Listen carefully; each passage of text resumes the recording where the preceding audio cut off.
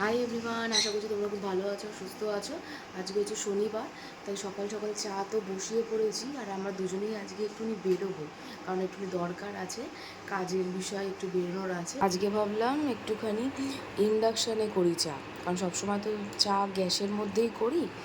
তাই আজকে ভাবলাম যে একটু ইন্ডাকশানে করি, কারণ অনেক দিন ইউজ না হলে আবার ইলেকট্রিকের জিনিস তো অসুবিধার ব্যাপার আছে। তো দেখো সকাল সকাল বেশ রোদের আলোটা আসে, কতটা ভালো লাগে। ঘরে রোদ না ঢুকলে না ঠিক ভালো লাগে না। আর হচ্ছে তোমাদের দাদা তো বাথরুমে আছে, তো আমি চাটাকে শেষ করে যখন একসাথে খাবো আমি তোমাদের সাথে সেটা শেয়ার করছি, ঠিক আছে?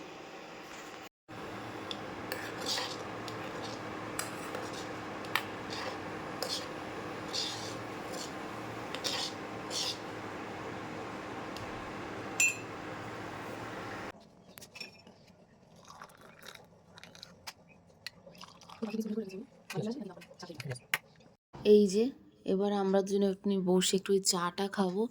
ঠান্ডা ঠান্ডা ওয়েদারে গরম গরম চা খেতে না দারুণ লাগে, তখন আর উঠতে ইচ্ছা করে না, মনে হয় না বসেই থাকি। আর আমার তো চায়ের আমি খুবই ভক্ত, মানে আমাদের চা মানে আমার না, তোমাদের দাদারও। Good morning. এই দেখো তোমাদের দাদা এখন একটু চায়ের কাপ টাপগুলো ধুয়ে দিচ্ছে, কারণ আমাদের একটু বেরোনোর তো কথা আছে। তাই আমাকে বললো যে তুই রেডি হয়ে নে, ততক্ষণ আমি ধুয়ে দিচ্ছি। তা যাক, ভালোই হয়েছে, একটু হেল্প করে দিচ্ছে, আমারই সুবিধা। আমি মনে করি হাজব্যান্ডকে, প্রত্যেকটা হাজব্যান্ডকে একটুখানি হেল্প করা উচিত নিজের ওয়াইফকে। দেখো তোমাদের দাদা এখন সকালবেলা মাংস আনতে এসছে, কারণ কি কালকে আছে সানডে, তো সেই জন্য দেখো সকালবেলা রাস্তাঘাট একটু ফাঁকাই থাকে, আবার ঠান্ডা ঠান্ডা পড়ছে আরও বেশি। আমি এপারে আছি, তোমাদের দাদা ওপারে। কিসের জন্য তুমি চিকেন নিতে এসেছিস? কালকে তো সানডে, কি রেসিপি হবে কালকে? কালকে চিলি চিকেন আর মিক্স ফ্রাইড রাইস। হ্যাঁ, তো কে কে করবে? করবে, বউ করবে, শাশুড়ি মা করবে। দেখো ও আজ, আর দেখো ও আছে ওই পারে আর আমি আছি এই পারে, কারণ কি আমি ওপারে গেলে গন্ধে আর থাকতে পারবো না, তো সেই জন্য তোমার দাদা ওই পারে আছে। আর দেখো মা করেছিল কালকে পাটি সাপটা, কি সুন্দর লাগছে দেখতে।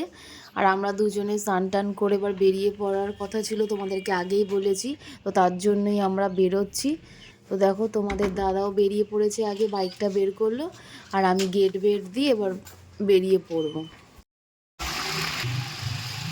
দেখো আমরা তো যাচ্ছি, কিন্তু তোমাদের দাদার একটুখানি পোস্ট অফিসে একটা কাজ আছে ওর দরকারি, তো সেটার জন্য দেখো আমি বাইরে দাঁড়িয়ে আছি, ও ভেতরে গেছিলো ওর কাজগুলো কমপ্লিট করার জন্য। এই যে দেখো পোস্ট অফিসে চিঠি ফেলছে, তো আবার আমাদের ওখানে কাজগুলো কমপ্লিট করে আমরা বেরিয়ে পড়েছিলাম।